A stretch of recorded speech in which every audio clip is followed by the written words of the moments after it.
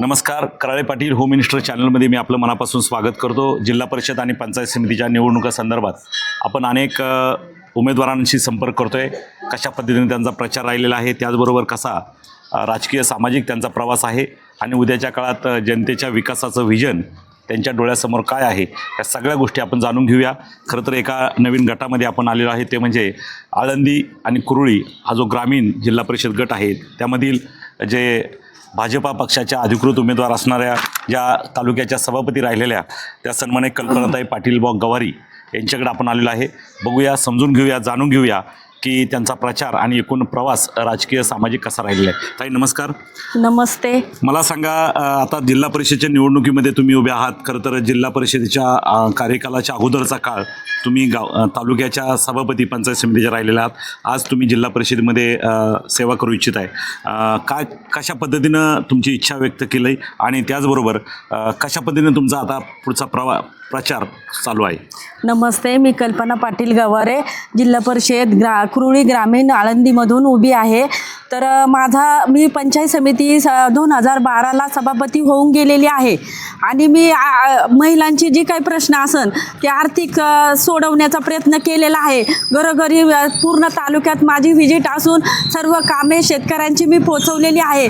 आणि दुसरी गोष्ट म्हणजे मी आता जिल्हा परिषदमधून इच्छुक आहे, तर माझं सासर माहेर नातेवाईक सर्व माझी जवळची व्यक्ती सर्व नाते मंडळी आहे.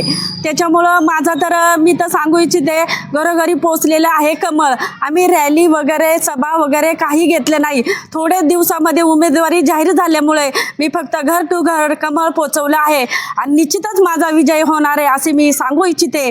आणि दुसरी गोष्ट म्हणजे मी निवडून आल्याच्या नंतर सर्व काही आमच्या कमळा चिन्हावरील बटन दाबून सगळी मला विजयी करणार तर आहेच. आणि मी एवढी गवाही देते की मी जनतेची अहोरात्र सेवा म्हणून काम करीन. आणि एवढं बोलून थांबते. खरं तर तुम्ही अगदी एका प्रश्नात सगळ्याचं उत्तर देऊन टाकलं, सगळा वाटचाल सांगितली. मी तुम्हाला खरं तर वाटचाल विचारली होती, राजकीय सामाजिक. तुम्ही सभापती राहिल्यात, विकास कामं केलेत आणि आता पुन्हा एकदा निवडणुकीमध्ये सामोरं जात आहे. प्रचार करत असताना प्रत्येकाच्या आशीर्वाद घेण्यासाठी घरोघरी जात आहे आणि कशा पद्धतीने तुम्हाला प्रतिसाद लाभतोय? म्हणजे मी जेव्हा घरोघरी जाते तेव्हा लोकांना एकच सांगते की आपलं भाजप ही सत्ता केंद्रात राज्यात महाराष्ट्रात आहे आणि लाडकी बहीण योजना आहे.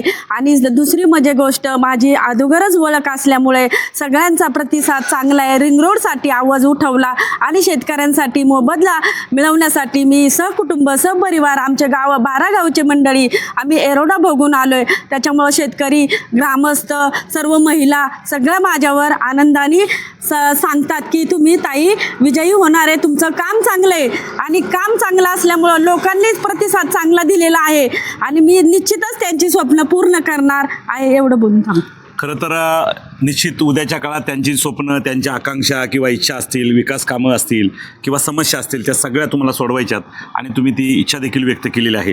परंतु खरं तर पाठीमागच्या कार्यकालामध्ये तुम्ही राष्ट्रवादी काँग्रेसकडून सभापती झालात आणि आता भाजप. खऱ्या अर्थानं हा प्रवास कसा चाललेला आहे नेमकी? पहिले मी 2012मध्ये म्हणजे अनेक वर्ष राष्ट्रवादीत होते. पंचायत समिती सभापती आपले अजितदादा पवारसाहेब असतील, आमदार दिलीप शेठ मोहिते पाटील असतील, यांच्या सगळ्यातून मी निवडून येऊन सगळ्यांची जनतेची कामं केली. आणि काही कालांतर घडामोडीने मी भाजपमध्ये प्रवेश केला आणि मी आता भाजप महिला अध्यक्ष म्हणून काम करत आहे. आणि भाजप म्हणजे केंद्रात राज्यात सगळीकडे सत्ता आहे. लाडकी बहीण योजना चालू आहे. गोरगरिबांची कामे केले, गिरणी पीठ गिरण्या वगैरे जे काही सर्व प्रश्न असतील आर्थिक, शेतकऱ्यांचे असो महिलांचे असो, मी तिथपर्यंत जाऊन पोहोचवलेलं आहे. आणि म्हणून माझे असा विश्वास आहे की मी विजयी होणार. खरं तर तुम्हाला विश्वास वाटतो या मतदारसंघामध्ये तुम्ही विजयी होणार आणि खऱ्या अर्थाने विकास साधणार. आपल्याबरोबर बऱ्याचशा महिला भगिनी या ठिकाणी प्रचारात आहेत, बरेचसे ग्रामस्थ असत आहेत. चांगल्या प्रकारचा त्यांचा प्रतिसादही लाभतोय. उद्याच्या काळात त्यांच्या बरोबरीच्या ज्या समस्या असतील, महिलांच्या असतील, युवकांच्या असेल किंवा या मतदारसंघातील रस्त्याच्या, पाण्याच्या, लाईटच्या, या सगळ्या समस्या उद्याच्या काळात तुम्हाला पक्षाच्या माध्यमातून सोडवायच्या. आता केंद्रात राज्यात महाराष्ट्रात सत्ता आहे. सत्ताधारी माणूस असला की जो निवडून आपल्याला प्रामाणिकपणे निवडून देतो. मग माझी तर कल्पना नावाप्रमाणेच मी कल्पना देऊ इच्छिते की अहोरात्र जनतेची मला रस्ते असन, गटरे असन, कचरा असन किंवा विधवा महिलांची असन, अजून एक महिलांची काही कामे असतील, मी निश्चित अहोरात्र सोडवण्याचा प्रयत्न निश्चित करेल. आणि साथ माझ्या पाटील गवारे मिस्टरांची पण आहे, ग्रामस्थांची पण आहे, पाहुणे रावळे पण आहे. त्याच्यामुळं मला काही वाटत नाही. आनंद. तुम्हाला खात्री वाटते की तुम्हाला उद्याच्या काळात निवडून हां. तर आपण आता तुमच्या मिस्टरांकडे जाऊया की नेहमी तुम्ही त्यांना बोलत असता किंवा आम्हाला सांगत असता की मला त्यांची पाठिंबा आहे, साथ आहे, खंबीर आहे. आता त्यांच्याकडे जाऊ, त्यांच्याशी जरा थोडी चर्चा करू. नमस्कार पाटील बुवा. नमस्कार. खरं तर तुम्ही ग्रामपंचायतीला सरपंच राहिलेले आहेत, तुमच्या सौभाग्यवती तालुक्याच्या सभापती राहिल्यात, चळवळीमध्ये तुम्ही काम केलं आहे, अनेक वेळा वेगवेगळ्या पक्षांशी तुम्ही वेळ आली तर बंड देखील पुकारलं आहे. खऱ्या अर्थानं बंडाचा झेंडा तुमचा नेहमी तालुक्याला माहिती झाला आहे. तर मला सांगा, आता तुमचे सौभाग्यवती निवडणुकीसाठी उभे आहेत, तर त्यांना किंवा तुम्हालाच लोकांनी निवडून का द्यावं, काय सांगाल? नमस्कार. या ठिकाणी कुरुळी आळंदी जिल्हा परिषद गटामधून माझी सौभाग्यवती कल्पना पाटील गवारे या ठिकाणी भारतीय जनता पार्टीचे अधिकृत उमेदवार कमळ चिन्ह घेऊन आपल्यासमोर या ठिकाणी आलेले आहेत. अतिशय चांगल्या प्रकारे प्रतिसाद आणि गेल्या मागच्या 10 वर्षापूर्वी तालुका पंचायत समितीच्या सभापती म्हणून त्यांनी काम केलेलं आहे. जिल्हा परिषदला सभापती या पदसिद्ध सदस्य असतो म्हणून जिल्हा परिषदमध्ये सुद्धा त्यांना काम करण्याचा अनुभव आहे. आणि आमचे हे या गटामध्ये आमचे नातेवाईक संबंध आहे. विशेष करून स्थानिक स्वराज्य संस्थांच्या निवडणुका या पक्षापेक्षा नात्यागोत्यावरती जास्त चालत असतात. म्हणून या ठिकाणी आम्हाला चांगला प्रतिसाद आहे आणि पक्षाची ताकद भरपूर आहे. त्याच्यामुळं आम्हाला विजयाची खात्री आहे. सर्वसामान्य लोकांपर्यंत आम्ही घरोघरी एक कमळ पोचवलं आहे. कुठली सभा नाही, रॅली नाही, काही नाही आहे. फक्त आम्ही घर टू घर या ठिकाणी लोकांपर्यंत पोचवलं आहे. लोकांचा प्रतिसाद आहे. बाकीचे उमेदवार जशा गाड्या घोड्या घेऊन देवाला जातात तसं आम्ही नाही आहे. आम्ही फक्त लोकांपर्यंत गेलो आणि लोकांना सांगितलं की केंद्रात सत्ता आपली आहे, राज्यात आपली आहे, म्हणून सत्ताधारी पक्षाच्या उमेदवाराला निवडून दिलं तरच आपला विकास होऊ शकतो. या निगोज गावचे ग्रामस्थ अतिशय चाणक्य आहेत, कारण त्यांनी मागच्या वेळेसुद्धा 2012ला जास्तीत जास्त मतदान या ठिकाणी देऊन माझी सौभाग्यवती कल्पना गवारे यांना निवडून दिलेले आहे. मी या ठिकाणी बरणाद्याच्या स्पर्धपरीक्षेने पावनराणे महानगाव नियोजनामध्ये तुम्हाला सांगू शकतो, या ठिकाणी निवडून आल्यानंतर याचा निगोजा गावचाच नव्हे तर या कुरुळी आळंदी जिल्हा परिषद गटाचा संपूर्ण कायापालट आदरणीय देशाचे कणखर पंतप्रधान नरेंद्र मोदी साहेब असतील, त्याचप्रमाणे मुख्यमंत्री आदरणीय फडणवीस साहेब असतील, आमच्या भोसरी विधानसभेचे आमदार महेशदादा लांडगे असतील, भारतीय जनता पार्टीचे जिल्हाध्यक्ष आदरणीय प्रदीप कंद असतील, तालुक्याचे आमचे नेते राज्य परिषदेचे सदस्य रामशेठ गावडे असतील, यांच्या मार्गदर्शनाखाली आम्ही या ठिकाणी भारतीय जनता पार्टीचं कमळ घरोघरी पोचवलं आहे. लोकांनी विचार केला आहे, त्यांच्या मागं कार्यकर्ते फिरतात जास्त, परंतु त्याला काही कारणं आहेत. आम्हाला म्हणले आम्ही शरीराने जरी तिकडं असतो, मनाने तुमच्याकडे. लोकांच्या गावागावामध्ये चर्चा चालू आहे, हे दोघांच्या मध्ये तिसरंच कमळ गपक्याने फुलल्याशिवाय राहणार नाही अशी लोकांची इच्छा आहे. म्हणून या ठिकाणी आमचा विजय निश्चितच होणार आहे याची मी या ठिकाणी खात्री देतो. खरं तर दोघांच्या मध्ये आमचंच कमळ फुलणार आहे अशी इच्छा यांनी व्यक्त केली. आणि निश्चित किती दलदल असेल तर दलदलीमधून कमळ पुढे येतं असं तुम्हाला म्हणायचं आहे. त्यामुळं राजकारणाची जरी किती उद्याच्या काळातली राजकीय दलदल झाली तरी कमळ बाकी फुलून दिसणार आहे असं तुमचं मत आहे. निश्चित या ठिकाणी पती आणि पत्नी अर्थात उमेदवार आणि उमेदवाराचे पती यांनी या ठिकाणी चांगल्या पद्धतीनं आपल्याला चर्चा केलेली आहे. परंतु मी एक त्यांना विचारू इच्छितो, खरं तर या निवडणुकीमध्ये तुम्ही सामोरं जात असताना विकासाचा मुद्दा प्रत्येकजण घेऊन जातो, परंतु या निवडणुकीमध्ये तुम्हाला मतदान होण्यासाठी तुम्ही जे मागे आंदोलन उभं केलं, ते अगदी पाण्याच्या टाकीवर तुम्ही राजगुरुनगरमध्ये उभे होते, अख्ख्या महाराष्ट्राने पाहिलं, त्या आंदोलनाचा त्या शेतकऱ्यांचा काही तुम्हाला फायदा होईल असं वाटतं? 100% फायदा होणार साहेब.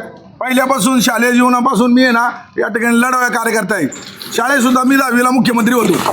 त्याच्यामुळे तुम्हाला सांगतो साहेब, या ठिकाणी मी गेले 20 वर्ष मुई गावचे ग्रामपंचायत सरपंच सदस्य म्हणून या ठिकाणी काम केलं आहे आणि त्याच्यामुळं त्याचं फळ आम्हाला भेटलं की 2012ला माझी सौभाग्यवती सभापती झाली. त्याच्यानंतर मी या ठिकाणी अनेक शेतकऱ्यांसाठी लोकांसाठी काम केलं आदरणीय नेते कैलासवासी अजितदादा पवार साहेब असतील, दिलीपांना मोहिते पाटील असतील, तदनंतरच्या काळामध्ये या ठिकाणी आमचे मुख्यमंत्री साहेब असतील, फडणवीस साहेब असतील, मोहितदादा असेल, सर्वांच्या मार्गदर्शनाखाली काम करत आहेत.